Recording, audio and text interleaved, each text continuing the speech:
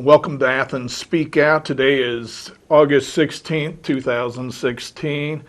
This program's with Dr. Robert Whaley, and today we're going to be speaking about the history and development of psychology. Robert, I'm going to turn it over to you. In what year? John Locke wrote a very important essay in 1688. Okay, 1688. And it's called The Essay on Human Understanding. Okay. Now, psychologists redefines that as the study of human behavior. Mm-hmm. They think that they have the solution to behavior. Right. But Locke was just a philosopher and Right. just spoke about he got his philosophy from Newton. Sir Isaac Newton. Yeah, Sir Isaac Newton in 1687 had discovered the laws of gravity Right. and said that Just a year before, huh? the universe, as far as he was concerned, stopped at the solar system. Okay. They didn't have any telescopes that Sure. went out to the galaxies. Right. So this is what we call Newtonian astronomy. Okay. The new astronomy is Einstein, and that's a new kind of physics. Right. Okay. Well, anyway, Newtonianism said that the Earth couldn't be created in 6 days by God. Mm-hmm. That's a folklore story. Right. The Earth evolved, Right. and the sun and the they only had 7 planets then, because the telescopes didn't reach out to Uranus and Neptune. Right. But the original planets were Venus, Earth, Mars, Jupiter, and Saturn. Mm-hmm. And they couldn't see much beyond Saturn Right. with the telescopes of 1680s. Right. But then they made more and more powerful telescopes. Yeah. And when I was a kid, they went out and they discovered in 1930 Pluto, Yeah. which was the 9th planet. You were born the year Pluto was discovered, right. Wow. And then recently, new astronomers have said, well, Pluto is not really a planet. Mm-hmm. It was some kind of asteroid or comet that was captured by our solar system, Right. and has got an orbit, something like So they like a planet. They want to reclassify it. But it's very tiny. Okay, Right, it's like a big asteroid. Yeah. But it's not a comet because it's not active. It's just a dead piece of rock Yeah. going around the Earth at a regular. Now Pluto's orbit is somewhat flexible because it is so light. Yeah. Gravity sometimes pulls it off its orbit, Yeah. where all of the planets that are on the inner solar system, Uranus, Neptune, Saturn, Jupiter, Mars, they have a very regular orbit, which was discovered by Newton and early astronomers like Galileo and Kepler. They did a lot of work that Newton incorporated. Yeah. And he came up with this very simple formula that there's a force in the universe, and force equals the mass of the planet times the acceleration, and that is the speed of gravity. Right. And Earth and Venus and Mars all have a different acceleration depending upon the weight of the planet. Where if you go to Jupiter, you fall very quickly because the gravity is so heavy. It's so heavy. Yeah. Well, so that's the law of force and matter and acceleration Right. and gravity. Well, anyway, Newton didn't get very much beyond that, but Locke was a politician and was very much interested in the new constitutional monarchy. And John Locke's from Great Britain. Yes, Yeah. yes. He lived in Oxford, I guess. Yeah. And the divine right of kings the old theory of the Pope and the absolute monarchs like Louis XIV Yeah. said that all of the kings are put on the earth by the will of God, and the king then rules by divine right. I see. Well, the British began to question that. Yeah. And we have then the development of constitutional democracy. So Locke is a great philosopher who's writing the importance of a constitution. And when Thomas Jefferson wrote the Declaration of Independence, he says there are three self-evident factors: life, liberty, and the pursuit of happiness. Right. That was originally coined by Locke. Oh, it was. Okay. Yeah, he said there are three self-evident. Well, I would guess that Thomas Jefferson read John Locke. He read John Locke very thoroughly. Right. But Jefferson changed the word property. Locke has a property. There are three constitutional rights: Right. life, liberty, and property. Self-evident. Yeah. And Jefferson coined that as pursuit of happiness. Because he said, I don't need more land. I don't need a bigger estate.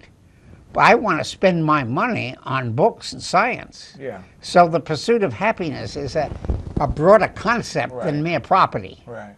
It's a kind of philosophical idea. Well, the essay on human understanding is a justification for this glorious revolution that broke out. You see, the absolute monarch under Elizabeth. Elizabeth died in 1603.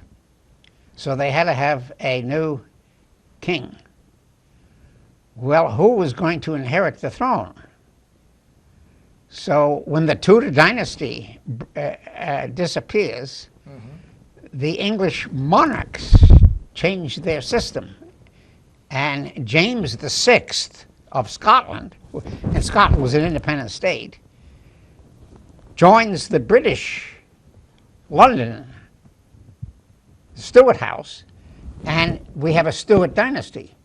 And James VI of Scotland becomes James I of the United Kingdom. I see. That's what the United Kingdom means. Okay. The United Kingdom of Scotland and England. Right. Now, Wales had already been incorporated into England, Yeah. and Ireland was still somewhat independent. Right. Okay. Yeah. And they didn't go along with the Anglican Church, which was Right. founded technically by Henry VIII, but Elizabeth perfected it with Calvinism. They were Catholics and Protestants. Yeah, there well, in Ireland. Newton was a nominal Protestant, but he was not a trained theologian, and he was becoming what we call more secular.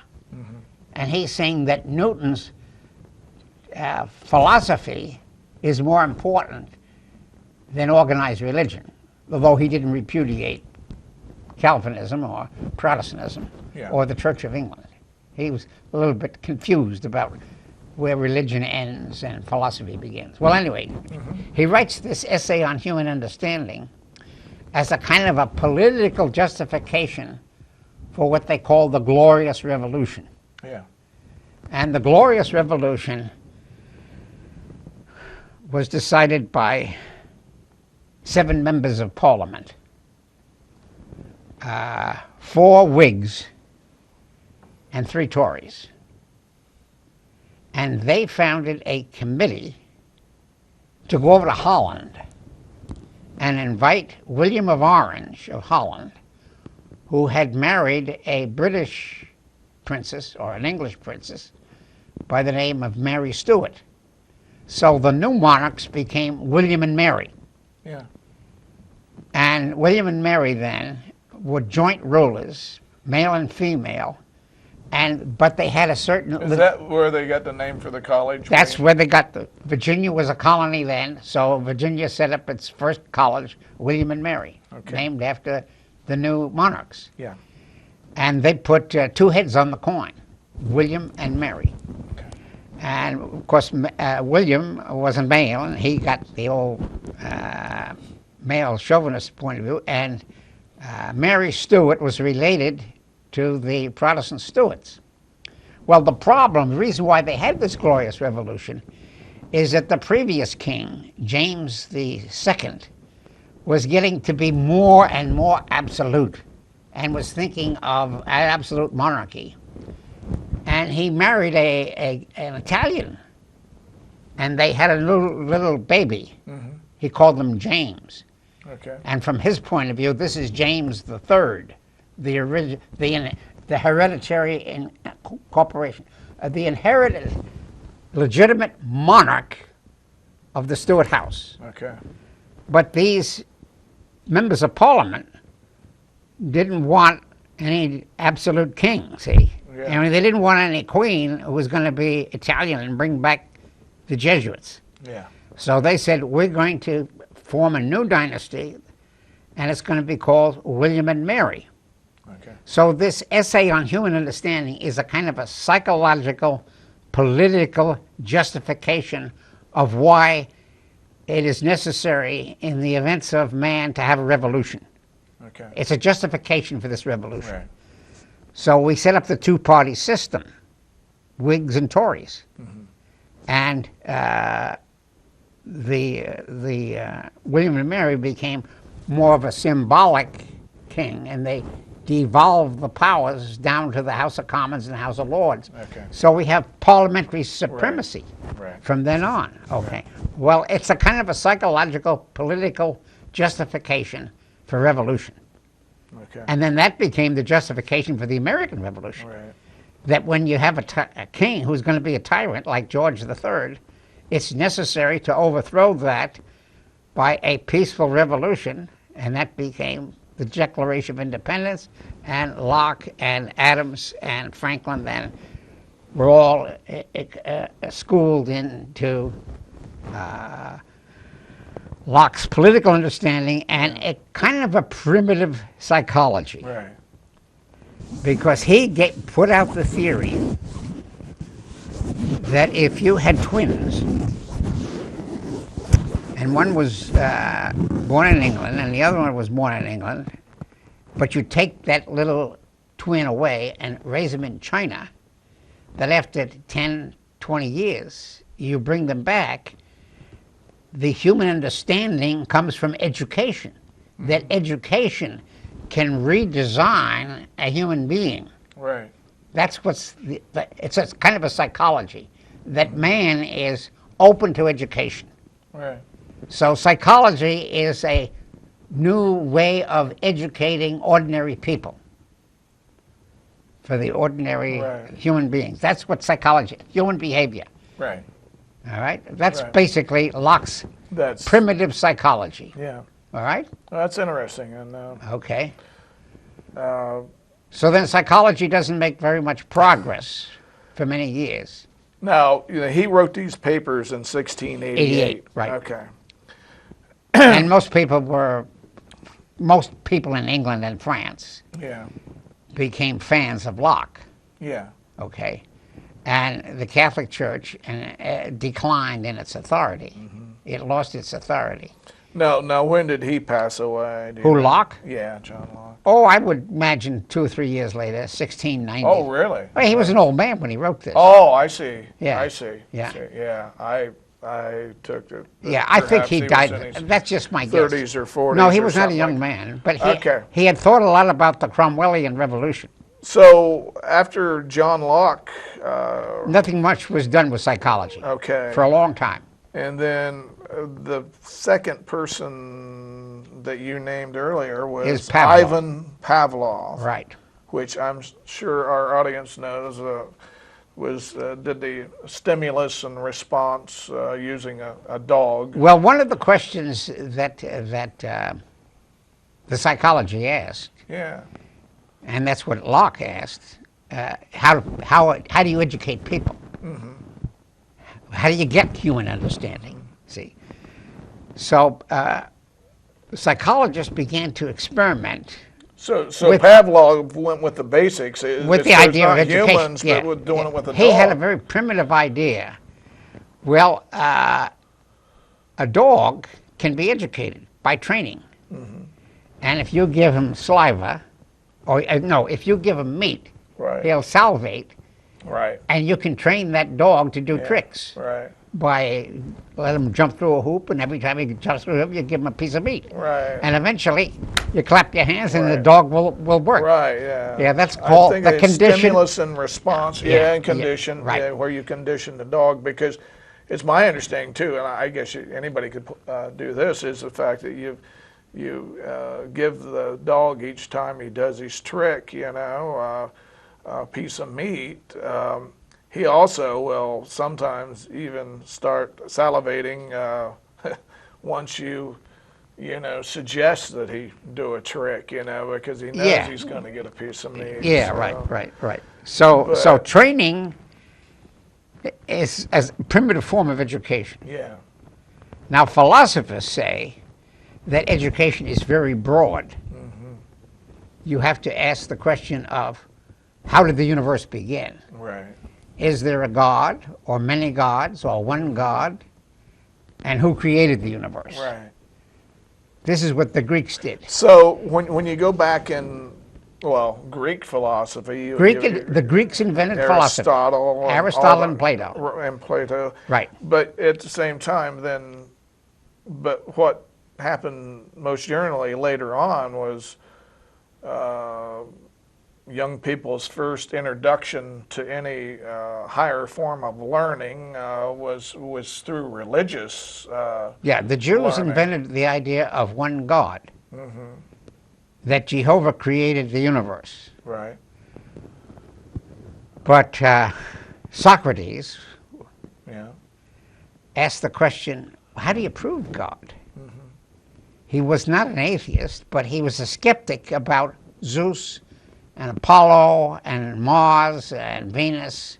No, that's regarded as Greek mythology. isn't That's it? right. That psychology breaks, not psychology, philosophy breaks with mythology. A myth is just a tall tale Yeah. told by poets, okay? Right.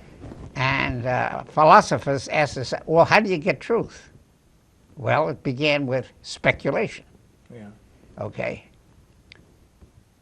Is there one God or many gods? And, okay, if there's only one God, how do you prove his existence? Where does he live? Yeah. What happens when you die?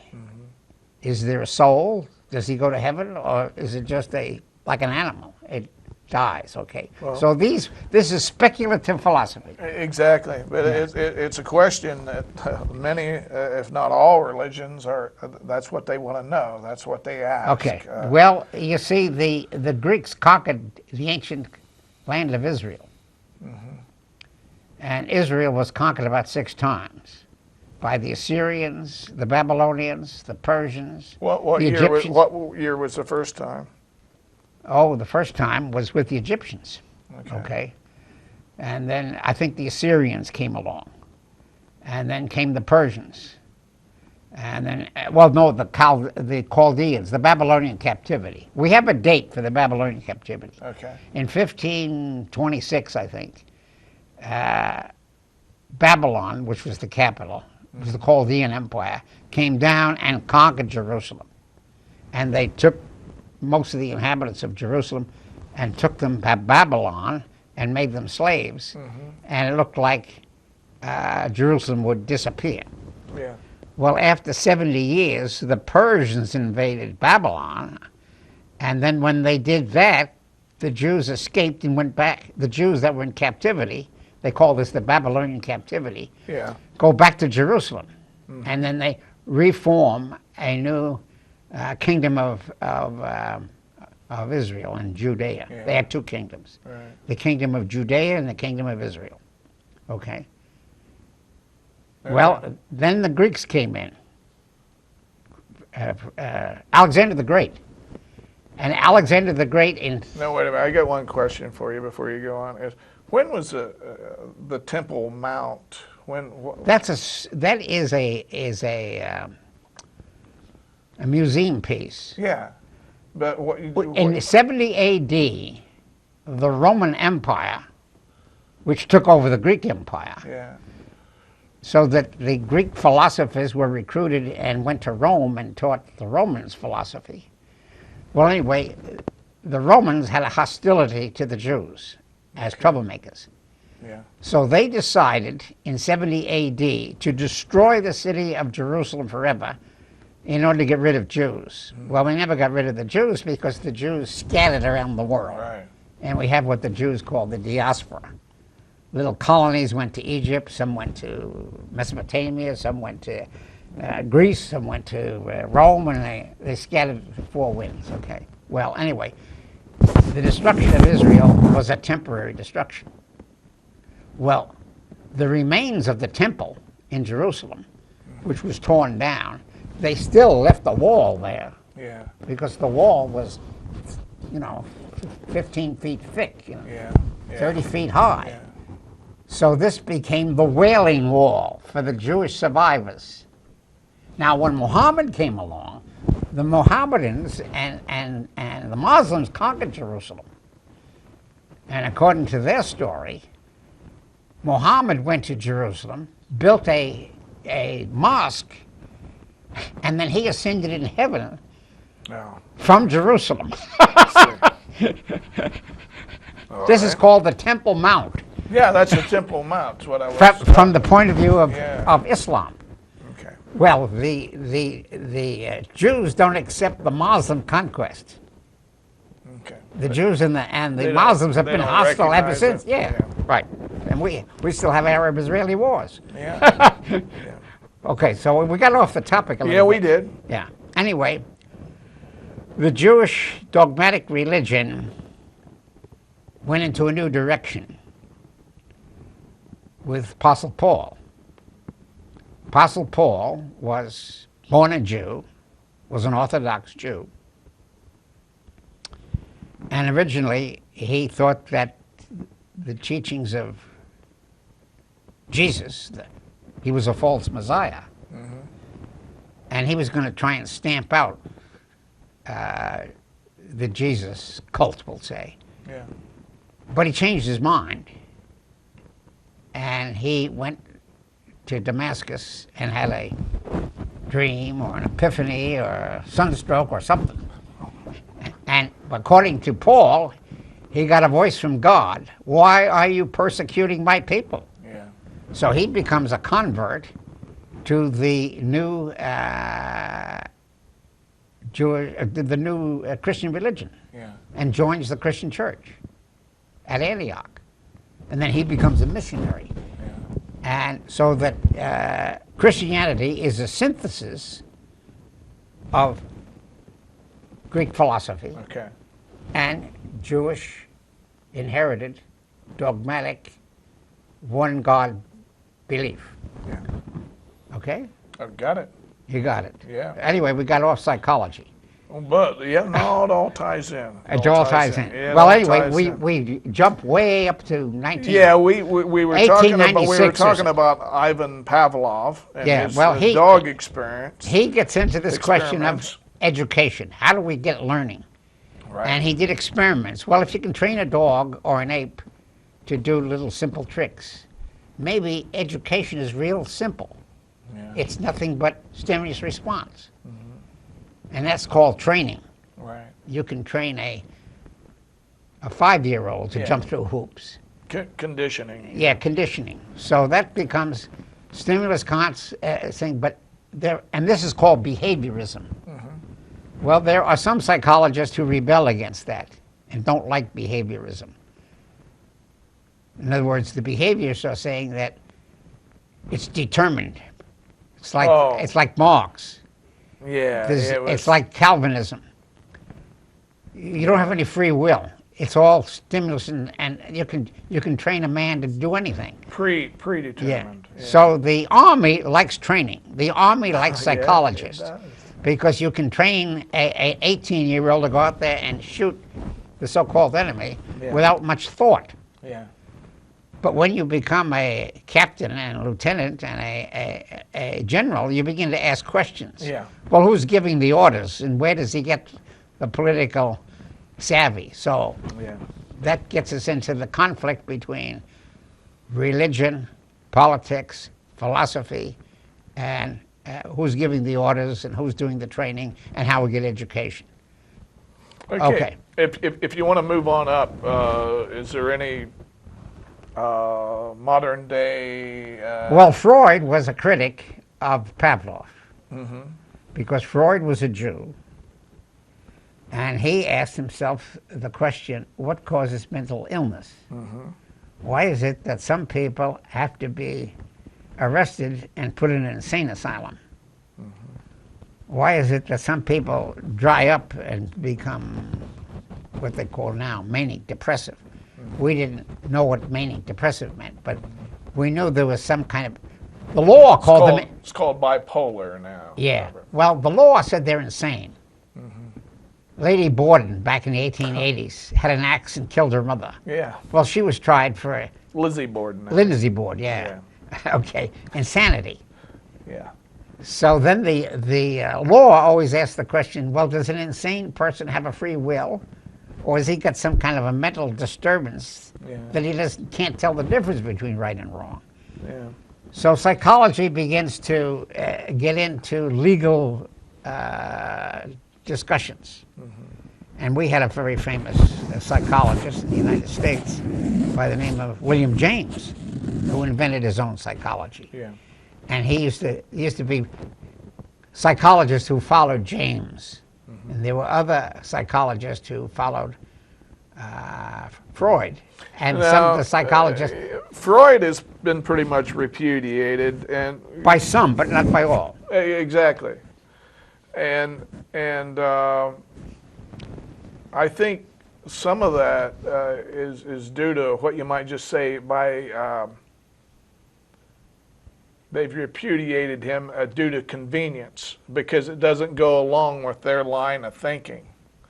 Well, they have a question. What causes insanity? What causes mental breakdown? Well, on that, yes, but I'm saying there's other things that later on that modern day, a lot of modern day, I know there's some out there that don't discount Freud altogether, but you know, you were talking about religion. He thought that anybody that was that got so caught up in religion that that's what guided their life, so to speak, you know, suffered from some form of insanity, you know. Well, he didn't exactly say that. What Freud said was that somebody who is... Well, some of the things that I've read about suggest that. Let's just give a little clarification. Okay. Here. What Freud said is that people who have mental illness, which is a neutral term, said that it's caused by debate in the mind of the person between the hard-line Jewish Christian morality, thou shalt not commit adultery, and the ordinary temptation that men have to have sex intercourse in a house of prostitution. So there's a conflict of values. Do I carry out my feelings, or do I carry out what my mother says is the true religion? Right. So people who are 18, 19, 20 have a real dilemma. Yeah. Shall I have sex intercourse or not? Yeah. Well, some decide, well, I'll go to the house of prostitution and keep going there, and my marriage becomes secondary. Well, and others say, no, I'm going to be loyal to my wife. So we have two believers. And when you mentioned 18 to 20 most 18 to 20-year-olds aren't married, but the thing is, but they do still face some of the same problems. But I guess what it boils down to in a lot of cases is willpower.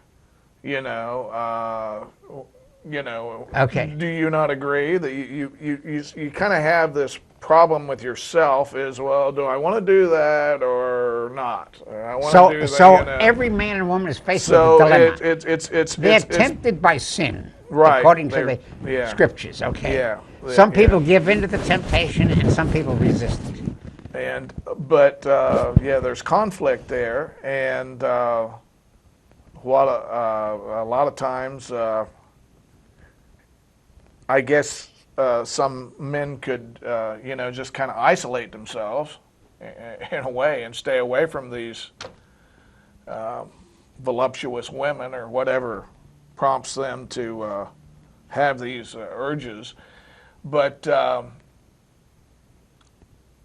and then I guess others, they just if they can't maintain the self-control, they're going to indulge in behavior that some might think is Okay. less So than okay. So does man have free will? desired. What? Does man have free will?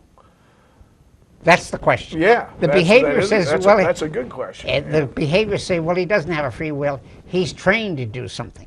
Yeah. He's only going through these exercises because he follows the rules of his mother and his father, or the army and the school, the education, and he's an authoritarian. It's all a dog and pony show. Yeah. Or something. So the Catholic Church had a very simple thing: you do what the priest says, and you don't disagree. And if you buck that, you're excommunicated, or we'll throw you out of the church. Yeah. That's what so there were strict enforcements of the old-time religion, and then there were loose free will interpretations. Yeah. Okay? Yeah. So anyway, Christian religion becomes more liberal after Locke, Okay. Yeah. after Madison and Right. John Locke. Now, the Freudians and the psychologists forget about politics. They say, let's look at biology. Let's do these experiments. Oh, so you're looking to see what motivates. A psychologist looks at biology, Yeah. and they talk about how does biology determine behavior. Yeah. So a good psychologist has to have biological background, Right. and he takes physiology. Yeah. And then can the physiology be modified by education? Yeah. Anyway, Freud said it could be changed by a freer education on sex. Yeah. Let's allow a little more flexibility in the old-time religion of thou shalt not commit adultery. Right. Let's say it's okay for some. But not others. Yeah. That's what Freud is saying. Yeah. And Freud is saying that those who have mental problems can't handle the contradiction Yeah. between belief in your conscience, Yeah. belief in your mother and father and church and synagogue, Right. and the belief in free will. That's the conflict. Now, he had a successor by the name of Jung, Carl Jung. Carl Jung. Yeah. And Carl Jung starts out as a Freudian and said, yes, sex. Swiss German or German Swiss. Yeah, he was a Swiss German. He spoke the German language, but he was born in that part of Switzerland that speak Germany. But Switzerland is the state. Right. German is the language. Right. So the Swiss, some speak French, some speak Italian, and some speak German. Okay. All right? So anyway, he was born near Zurich, which is the headquarters of the German area, and he became a Freudian. But as he studied this, he said, well, sex doesn't determine this. What's more important is religion. So he repudiated Freud, So we're back not in to- total, Right. but he's saying religion and religious values are more important than sexual gratification. Right. That's the conflict between Freud and Jung. Yeah. Okay. Well, they were in debate all throughout the 1920s. This started in 1900. And Freud lived till 1956. Jung had about that same age category. Yeah. And he developed his own psychology, Yeah. which was somewhat influenced by sex, but it wasn't determined by sex. He didn't put sex as number one. Right. He said that religious values can repress sex. Yeah. Freud is suggesting maybe it can't be repressed. Yeah. That's the conflict. We're gonna stop here for Yeah, a very second. Yeah, you're watching ACTV, Channel 9 in Athens, Ohio, with Dr. Robert Whaley, and my name is Steve Antle. And today we're discussing psychology and a little bit of religion and philosophy. And so back to what you had to say there, right there at the end. I hated to cut you off, but you were talking about Carl Jung, Yeah. and that him and Freud kind of parted ways or whatever. Right. because As of what certain- was the determining factor? What's the Right. most important question? The sex question or the religious question? Right. They both agreed that they play a role. Right. The question is it 90% sex, 2% sex? Yeah. Or is it 50% religion or 48%? That's the great debate. Yeah. Well, now these so-called modern psychologists you're talking about do experiment with drugs. Yeah. Now, before we go there, is there anybody in between Sigmund Freud and Carl Jung that we want to discuss before we talk about John Burnham? Well, John Burnham leans toward the Freudian side, but he's very discreet about that. Yeah. He hasn't really explored the full implications of Freud. Right. But he is a scientist first. Yeah. He's a social historian. He's a social historian. Yeah. Ohio State University. Yeah. Right. He's a intellectual historian. Yeah. So he looks at sexual behavior by testimony. He looks at popular magazines. Right. And they talk about how many people violate "Thou shalt not have adultery." Yeah. And takes Robert and I, in previous programs, I think we did about 6 installments on John Burnham's book, Bad Habits. And, right. Sexual misconduct was one of those bad habits. Right. So I suppose that's Yeah. appropriate for what we're talking about right here. Right. So he wrote a second book. Why? Well, he actually wrote the other book earlier. Before he did Bad Habits, he wrote a book called "Why Science Failed and Superstition Won." Right, yeah. The Bad Habits book, I think, was written in 1993. Yeah. And the Bad Habits book is limited to 6 so-called venial sins or bad habits. Smoking, alcoholism, drug taking, sexual behavior and misbehavior, Yeah. swearing. Yeah. And, Yeah, that's about it, I think. well, no, he has 6. What did I leave out? Sexual behavior, alcoholism, tobacco, swearing, gambling. Gambling. Yeah. How could we Gambling forget is that? one of the bad habits. Okay. And he looks at Time magazine, Popular Mechanics magazine, and looks at what we call popular psychology. Yeah. And he does 2 chapters. Yeah. Psychological education in the 19th century and psychological in the 20th century. Yeah. And he looks at popular science in the 19th century and popular science. So he's all in favor of popular science. But he comes to the conclusion that psychology is not a true science. Right.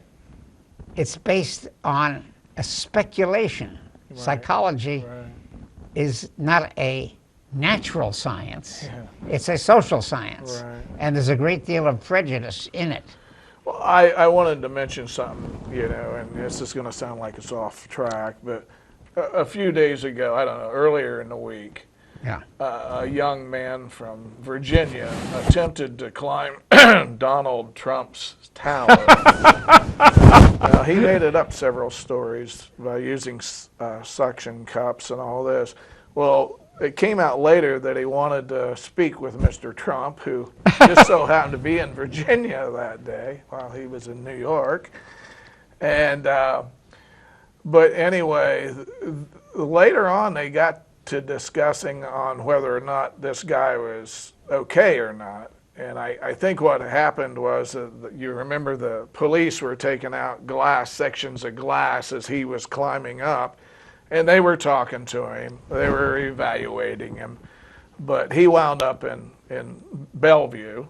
All right. And then I heard some people talking about, well, you know, do you think this guy was, you know, okay, or whether is he not okay, or I mean, I don't even know why they had to ask that question. Well, who's the they there? I'm a little bit lost. Oh, these were just people, talking heads on TV. That's popular psychology. Popular psychology. Exactly, you know. You can say and to anything. think that he goes from Virginia up to New York to climb up a side of a mountain or a building to talk with the owner.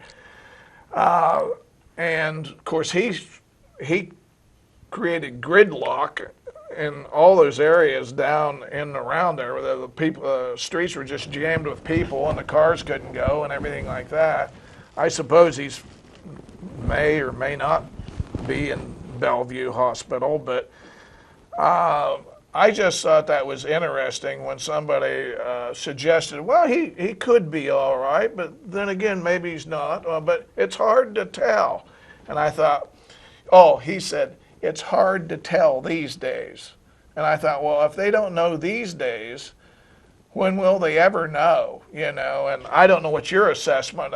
My assessment is, as John Burnham says, there's a great deal of debate among popular psychologists and very little provable science. Right. That's the problem. Right.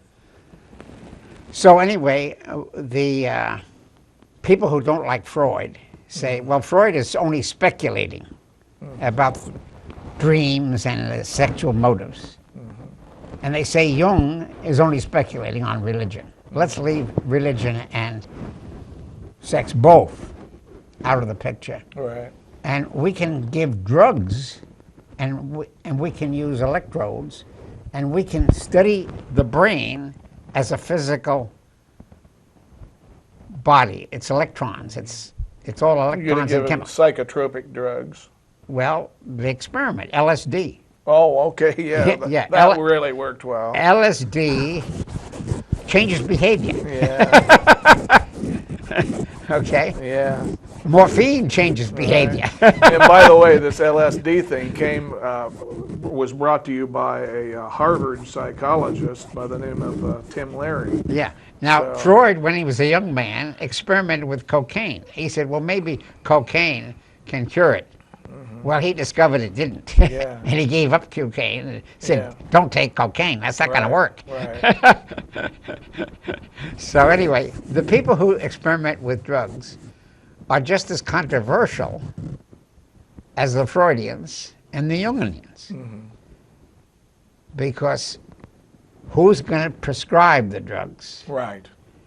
And what drugs are harmful? Yeah. And how what harmful are they? quantity and Yeah, everything. so the of that marijuana nature. is a light drug, it'll relax you and so forth and so on. So you have all of these debates of, well, heroin and Oxycontin are going to do physiological damage. Yeah.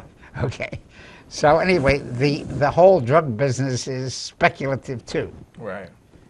And there's not many hard conclusions, except Right. that psychology is exceedingly debatable. And popular psychology is debatable. Yeah. So I, as a historian, and Burnham as a historian, are both suspicious of psychology Yeah. as a quick solution. Robert, you started to school in Maine in 1948. Right. When you come out of high school. While you were at Bates, did you take any psychology courses? Bates required a psychology course, but I left Bates for political economic reasons. but- And I went to the University of Delaware. Oh, wait a minute. Didn't you go to Pennsylvania I went to first? Pennsylvania first, then Yeah. Delaware. Okay. Okay. So I had 2 years at Bates, 1 year at Pennsylvania, and then I took my senior year at Delaware. Okay. Now, they looked at my transcripts Yeah. and they said, well, you have to take a psychology course. That's required for the BA Liberal Arts. Yeah. It was required at Bates, it was required at Harvard, Rhoden, Yeah. Oberlin, any college. Yeah. So you have to have a psychology course. Right. And I took psychology at Bates. At Delaware. Yeah. A 2-year course. Yeah. Now, the first year was largely physiology because the basis of psychology is biological. Organic. Yeah. Yeah. Now, physiology is the study of brain behavior, Yeah. neurons, and so forth and so on. Well, I got an A in that first semester because it was very objective. Yeah. Now, I got a B in the second semester because the psychologists had a theory that multiple choice exams are objective and are scientific. Yeah. Historians don't believe that. Right. Historians say you have to write an essay, Yeah. and philosophers don't believe that. Right. You have to write an essay. Right. So they could ask very ambiguous questions. Yeah. And the way they define those questions, you can load the evidence. Yeah. Okay. So I don't believe in polls, political polls, Right. and I don't believe in psychological polls. Right. Well, nevertheless, I had to do their Sure. things, and I got some of them wrong The requirements. because yeah. I didn't define the word the way the psychologist defines the word. Right. They got very specific definitions. So they divided psychology into normal and abnormal. Yeah. Okay. Yeah, that was their classification. That's the way I took it. You know, Okay. I mean, you Yeah. start out Right. with Well, regular after doing a lot psychology of and you go to drugs, abnormal the psychology. psychology textbook has all been rewritten. They throw that out and they say, Oh, I'm you can't sure. tell the difference between normal and abnormal. And that's where you get into this Well, that's what sexual, the whole- sexual, this gets into Foucault. This gets into sexuality. Yeah. And, you know and what? premarital sex Right. and married sex. You would have been taking these courses around 1950, early just as normal. Normal is the way you want to define it. I see. Well, I regard all of that as BS. I agree. And so does John Burnham. I agree. But you I can't agree. convince the mass media of agree. that because sex will sell. Well, what I find interesting is that the reason some psychologists want to repudiate Sigmund Freud is because of his views on homosexuality. You know, they might agree with every other thing that he says, but when it comes down to homosexuality, that's he was wrong. You know, so Yeah. I guess that's their reason. But anyway, I would like you would have been taking psychology courses in the early 1950 or I took it soon in after. 52. I took it in 52. 52. Okay, so And the guy who taught it was a good teacher. His name was Lane. Now, I did learn something from the psychology course, yeah, which I kept to this day. yeah, He had an experiment, and he had 30 people in the room. And he read a complicated story about a hotel which had a fire. And then the reporters came and they gave all kinds of information. They took down what had happened. yeah, You know, there were 15 stories in the hotel, and some people testified that the fire began on the 5th floor, and some said there were a number of deaths. They invented the original story was, we'll say, published in the New York Times. yeah, Now, the experiment was that student one would read this story verbatim Yeah. to chair two. Now, chair two would try and remember what the story said and say yeah. it to three. Oh, yeah. And you go all the way around yeah. the class to seat number 35. Exactly. Then seat 35 gets up and reports the story as he understood it. And then they read the original story again, and everybody laughs. Oh, yeah. And what it proves is how fallible human reporting and human behavior is. Yeah. That's why I don't believe in pop psychology. Yeah. And I don't believe in polls. Right. The way you ask the question can load the poll, Oh, and the certainly. Republicans have their pollster so that the Republicans win, and the Democrats have their pollster so the Democrats win. So polling is a very inexact so-called science, and it's mostly propaganda. Well, it's like you can watch two news stories on television. You can watch it on Fox, which is conservative TV, and you get one viewpoint of something that actually took place. They have it on the site Reporter or whatever. But anyway, so then you go to CNN and watch the same story, and you would think you were getting two different stories altogether. It's That's because that political aspects of those stories that they're different. Right. But yeah, if they went through 35 people reporting on a story they read about a fire, yeah, I'm sure it's It was a good lesson in propaganda. Oh yeah, exactly, exactly. So now we have Trump versus Hillary. Yeah, The Trump supporters think that Hillary is a big liar, and the Hillary supporters say Trump is the big liar. The citizen is caught in a web of propaganda. yeah. If he turns into Fox, he's going to hear the Trump version.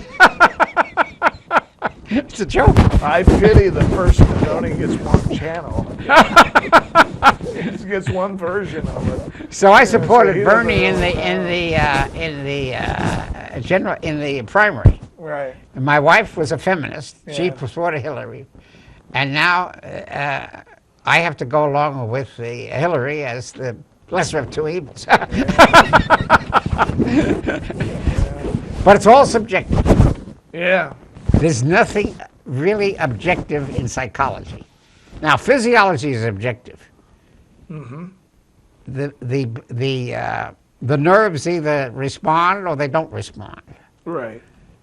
And the neurosurgeon can do an experiment in the brain, and he can make an ape twitch. You see. Right. So there is a connection between endocrine glands and nervous disorders. Yeah. Yeah. But any vast conclusion that psychologists have the key, that should be avoided. Well, let's mix a little. I'm sure you're quite aware of this one. You remember Jesse Jackson Jr.? Yeah, he got into trouble. Well, this is how it works sometimes. But anyway, he probably would have got his seat back in the Senate there in Illinois, but he had all this money, and it was like $750,000, or at least that's what they could account for, $750,000 worth of campaign funds. Well, for some reason, he decided that he was just going to spend it on himself. And he was a married man.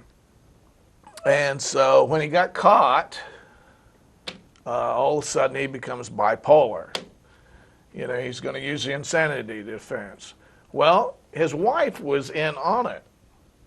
So it's like, is she crazy too? I mean, what are you going to do there? So Jesse Jackson Jr. winds up in prison after it's all over with. He winds up in prison. And so I think he's out now, but his reputation is lost. yeah, well, he's done. Politically, he's done. But the thing was I had never seen anything like this. They had some small kids, so they decided they'd put him in prison for, let's say, 3 years or whatever, and then when he served his time, he would get out, and his wife would go to jail. So I think she may be in jail right now. But you know, you can use that insanity defense for yourself, but you can't use it for your wife. You know, and that was I thought that was interesting. You got to get the right lawyer. You got to. Then once I'll mention another one. There was and I won't mention her name, but and a young actress, and she got in trouble out in Los Angeles in a car crash, and I think she might have even had her kids in the car at the time, and then she did a hit and run and everything like that. So they took her off to Cedars-Sinai hospital. What's Cedars-Sinai? Is that a psychiatric thing? Well, they've got a psychiatric unit, but they took her off there, and so her lawyer was able to use the insanity defense because she'd done a series of things leading up to this. That was just kind of the icing on the cake. Well, anyway, they determined that she was bipolar. All right. So she gets out, so she goes to court, so they let her go. You know, basically let her go, maybe a big fine or something, but they let her go. She doesn't have to go to jail or anything. So she decides that, you know, I've got to, you know, I want to get back to my singing career. So she goes to the the LA Medical Center, and those doctors find that she's all right. She's no longer bipolar. After 6 months, she's no longer suffering from bipolar disease. And so then she was able to go back to, of course, I would imagine that involved money. It probably involved money on each time. To get a doctor to diagnose you as bipolar, and then to get one to say that you were quite all right. Yeah. You know, in the end. So I don't know that those two things that I discussed there, as far as a politician and an actress, the whole point is, as Robert was saying, it's kind of questionable, you know, as to what to believe. You know, it's not a hard science by any means. Is what I'm saying. And then during the Vietnam War, we had all kinds of people who were classified 4F by getting a friendly doctor. And that's when this homosexual craze started to increase. Yeah. You say, oh, he's a homosexual. Well, the army doesn't want him. Get rid of him.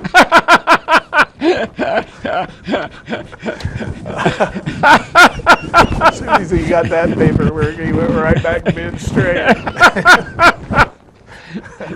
So, sexuality is overdone. Yeah. And marriage for Christian love is underdone. Right. That's my conclusion. So And I believe in Jimmy Carter. Jimmy Carter has the right answer on marriage and sex. Yeah. Very conservative. Yeah. Well, Jimmy Carter's a very good man. But the whole thing is this. You went to school, you went off to college in 1948 and went to Maine to school, and then you went to Pennsylvania and then to Delaware, and then you wound up at the University of Michigan in Ann Arbor. And you were able to resist all that temptation that was out there. I was a virgin when I got married. Yeah. But what I'm saying is... In 1954. In 1954. Which was the last of the Puritan age. Yeah. It's harder to be a Puritan. But that was a whole different... era. That was, yeah. This is peer pressure. Yeah. That's a big thing in this psychology stuff. Peer pressure. Like you said, it would have been in 1969 here on the OU campus, you'd have really had to search high and low to find a virgin. That's right. You know, at that time, because a lot of it was motivated by peer pressure. Today, Dr. Robert Whaley, and I have been discussing philosophy and religion and psychology and sexology, I guess, is that a word? And My conclusion is his conclusion is, that history is a better profession than psychology. oh, but I would agree with that. every BA student should take at least one psychology course to see what their thinking is. Right. I just wish that students would take more history and less psychology.